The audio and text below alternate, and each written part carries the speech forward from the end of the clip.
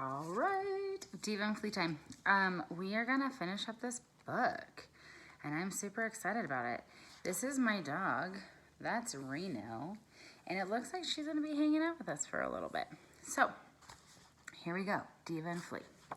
Chapter 10, A Little Bit Magic. Flea took his own advice.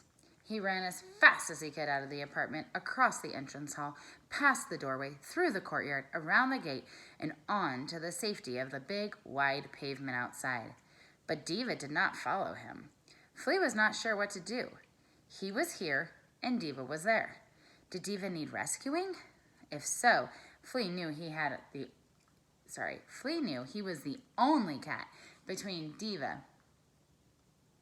Flea knew he was the only cat between Diva, a pair of feet, and a broom. That was a really hard sentence for me.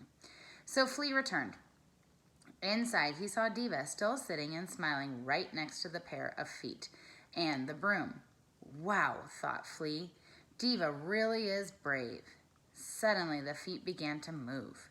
Suddenly, the broom began to move. Flea's eyes grew wide, but the broom did not swing at him. Instead, it began to swish back and forth in a kind of sweeping motion, as if it wasn't concerned about Flea in the least. Don't worry about that broom, said Diva calmly.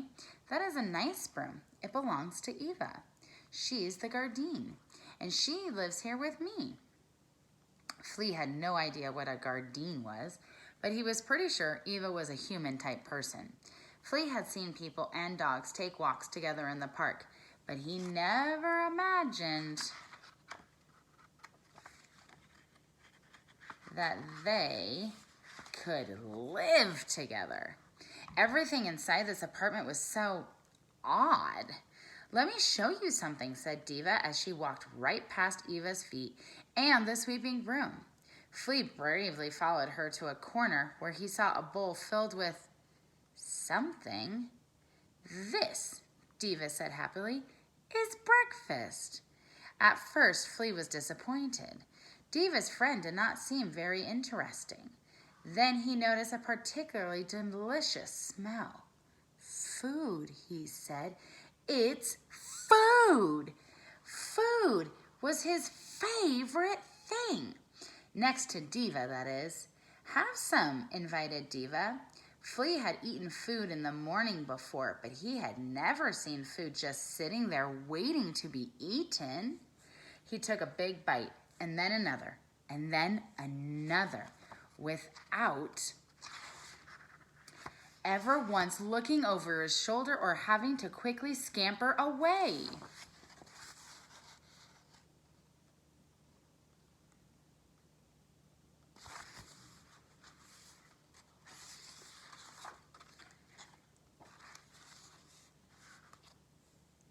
The inside of 11 Avenue La Play may be weird, said Flea with a mouthful of breakfast, but it was also a little bit magic.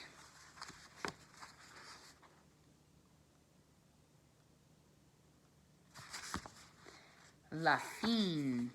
I'm thinking that means the end. El fin in Spanish means the end. Chapter 11, A favor. Favor. The very first thing the next day, Flea rushed to 11 Avenue La Play in the hope that breakfast was more than a once-in-a-lifetime thing. I should show you how breakfast is written. It's pretty cute. It's right there. Pretty funny, huh? Luckily, breakfast happened with great regularity in Diva's apartment. After their meal, Diva and Flea sat in a patch of warm sunlight in the middle of the courtyard. Curious, Flea asked Diva, "Why are you afraid of the feet out here, but not afraid of the inside?" "The feet inside end in Eva," said Diva, "but I don't know what is at the end of the feet out here."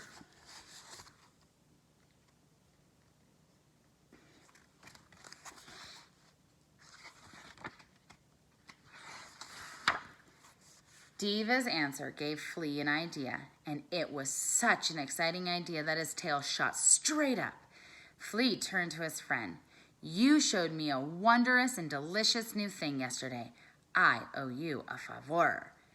Diva was flattered. Favor. Don't think I can say that very well. I would kind of say it like I'm speaking Spanish. Favor, which is not favor. Favor. Diva was flattered. Also, she loved favors. I'm just going to say favor. What is the favor? She asked, hoping it would be a piece of ribbon and not another dead mouse.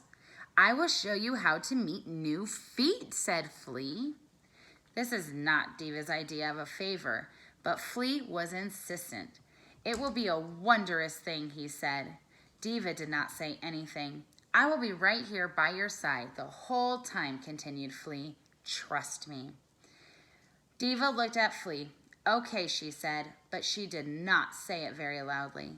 Suddenly, Diva and Flea heard the telltale click-clacking sounds of strange footsteps coming from the street. Feet, whispered Diva nervously.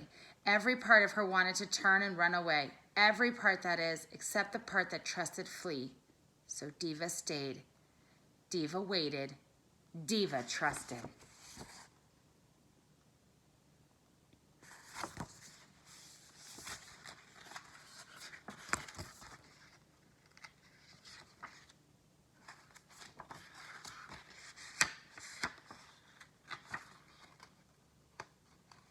Okay, sorry, thought that was a different page.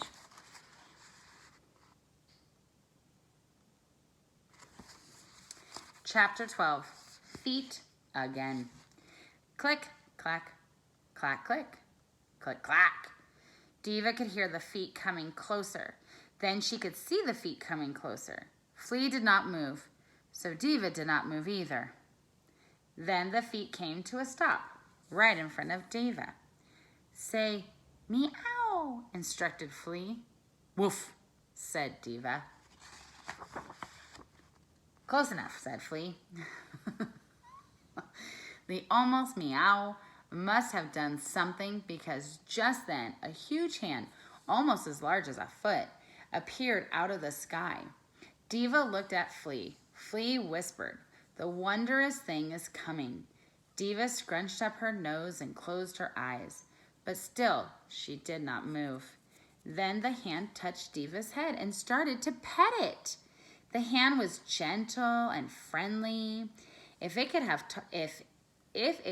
talked, it would have said something like, why, hello there. You are very nice, and I am very glad that we can share this moment. You have made my day a little better, and I hope I have made your day a little better too. Wow, thought Diva. That was a wondrous favor. Told ya, said Flea. Now, what was that thing you were saying about something called lunch? Oh, Flea. Lunch.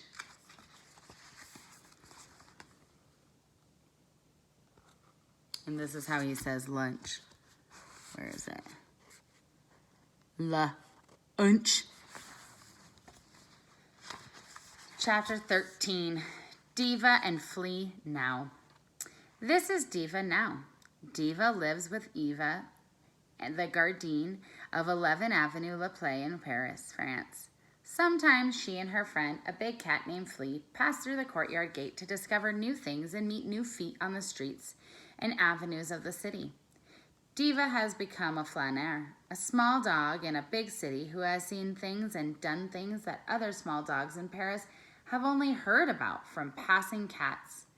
Even though Diva has lived many adventures, she still loves stories, especially Flea's.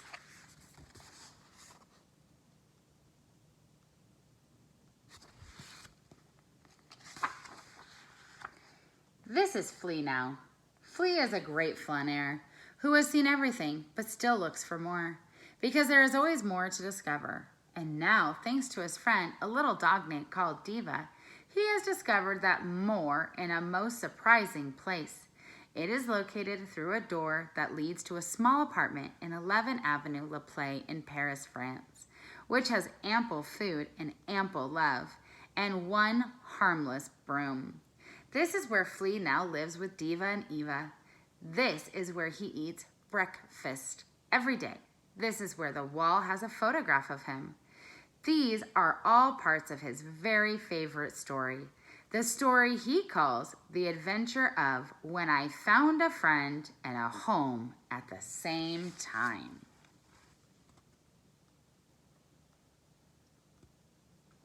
Now they both have cute red bows. Au revoir.